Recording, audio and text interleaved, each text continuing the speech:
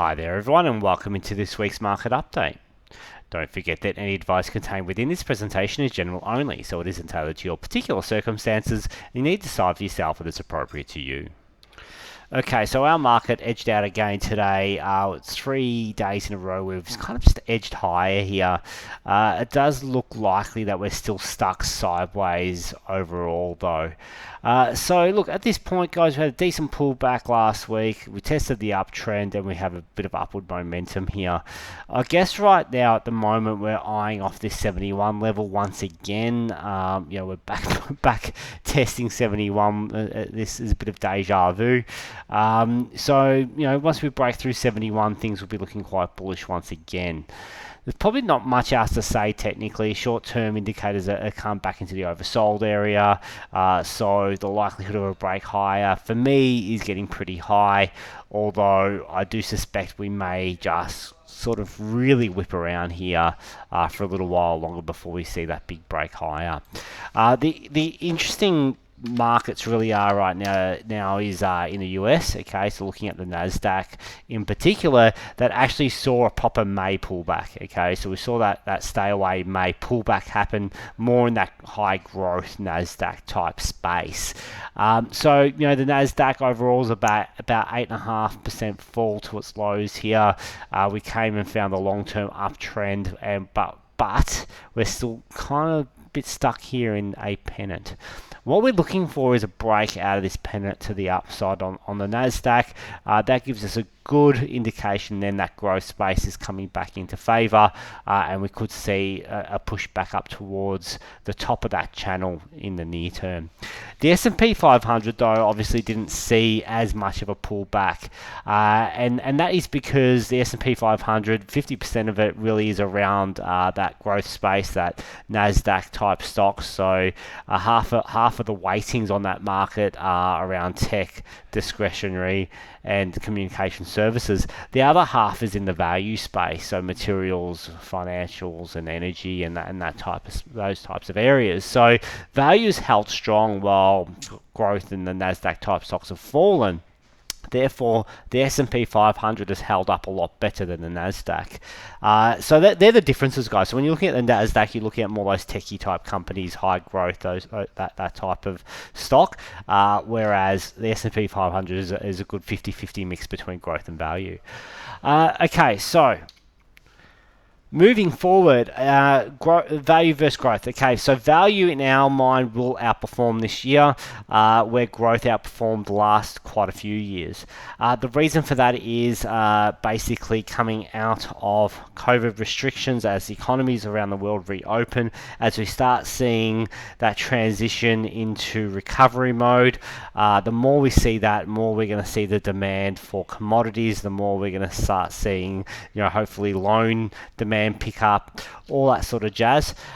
So that will really help the value space. The growth space, so if you think about a lot of those tech companies at the moment that did extremely well through COVID, the demand for their products will slow a little bit through this period as people get out of the house and start doing other things like traveling and going on holidays and going to restaurants, that sort of thing. So different parts of the economy will perform really, really well, which is around that value space right now. So we do believe for the rest of this year, or at least for the next sort of year and a half, value will outperform growth. Now, what we want to see and what we want to keep an eye out on for the dynamic out there right now is that if you get a rebounding growth, which has been sold down quite strongly recently, plus you get value grinding higher at the same time, we're going to have a very strong market, right? So if both of these areas push up, which we did see very, very briefly about a week ago, we could see a very sharp move higher overall, okay, in the markets. All right. Now, our market here, the XJO, is more heavily made up of value stocks, very heavily made up of financial and material stocks. So if this continues to play out, it will drag us higher and higher and higher as well. So the May pullback, look, it seems at this point nothing. Look, they're still on the table, guys. We could still see further pullbacks in the market. It's always on the table this time of year. But my gut feel at this point is we found the bottom of it. Okay, I think the XJ's bottomed out at 7,000. I think the Nasdaq's bottomed out around that support level that I showed earlier as well. So look, I don't think there's much left in this. I think we'll see a bit of sideways and a recovery on the horizon. Look, it's all about stimulus, guys. I say this every week. Nothing's changed here. It's stimulus, stimulus, stimulus versus COVID versus vaccine. So, you know, as long as we continue to see a good vaccine rollout around the world, as long as we continue to see, you know, economies reopen, you know, with no change to stimulus and no change to central banks' accommodative stance, equity markets will continue to go up. Month by month, every time we see a CPI reading, every time we see a Fed meeting, we're going to be keeping a very close eye on any changes there.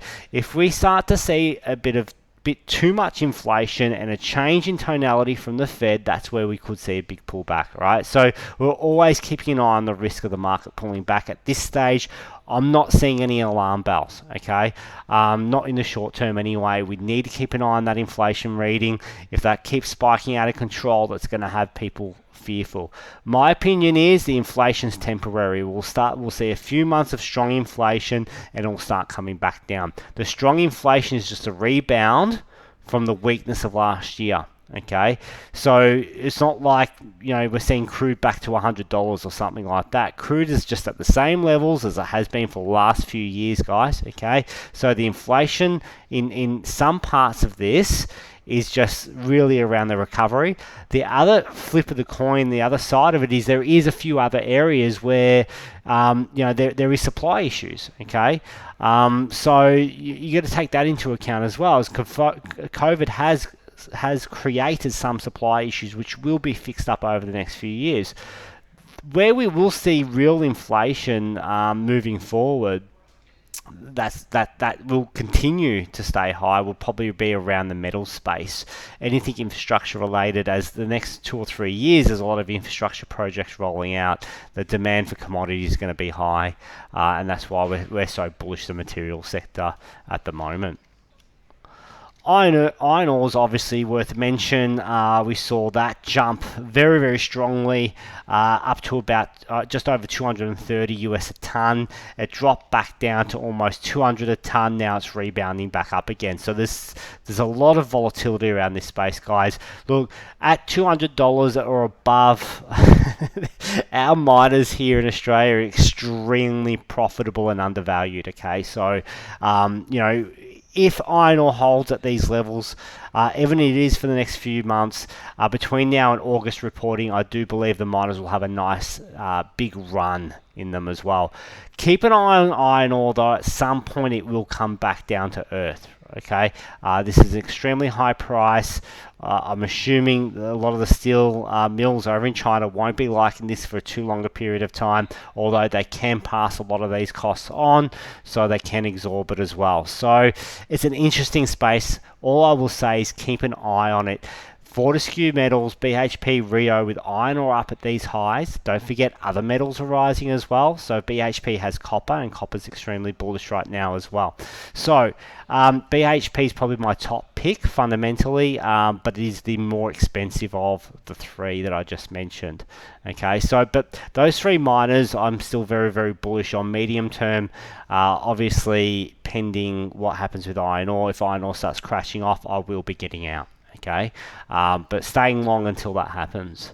Alright, so basically, as I keep saying every week, and I mentioned this just a second ago, and I'll just repeat myself before I finish this off, stimulus, vaccines, COVID. Keep an eye on that dynamic. So stimulus includes physical and monetary. Keep an eye on the Fed, keep an eye on the RBA, keep an eye on inflation.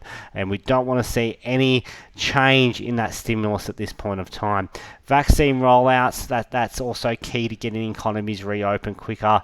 And then obviously COVID cases, we want to keep that under control, keep a lid on it.